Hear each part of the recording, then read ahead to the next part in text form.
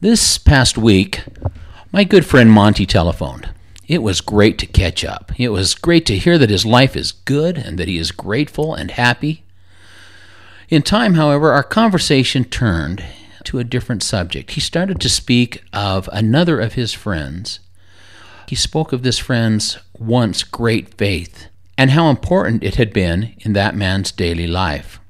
He described his great sadness when he learned that his friend no longer chooses to believe in God. As Monty poured out his heart, I gazed at the view outside of my office window.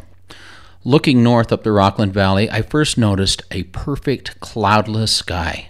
It was painted in a sapphire blue that was brilliant and amazing and can only be seen in the eyes of my first and only love. The mountains that defined the eastern limit of the valley were dressed in a fresh new snow. The afternoon sun rendered them so brilliant, so white, so bright, it almost hurt to look upon them. I marveled at the balance and order in the expanse before my eyes. I have 7 younger brothers.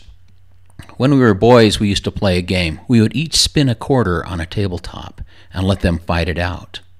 The last quarter spinning was the winner. They spun and moved by accident, by chance, by happenstance. There was no order because chaos was their master.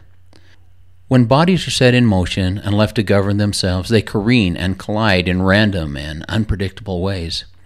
Yet, in our little corner of space, planets and moons spin and move at tremendous speeds.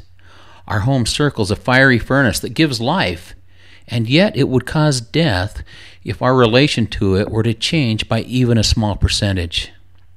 The push of inertia and the pull of gravity are maintained in a perfect celestial balance. These bodies in motion possess immense destructive power, and still they exist in perfect, peaceful harmony.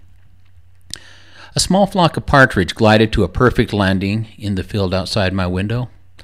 I focused on that field and others in this valley. They will soon be green and then golden with waving heads of ripened wheat. Have you ever held a single grain of wheat in your hand and wondered at the mysteries it contains?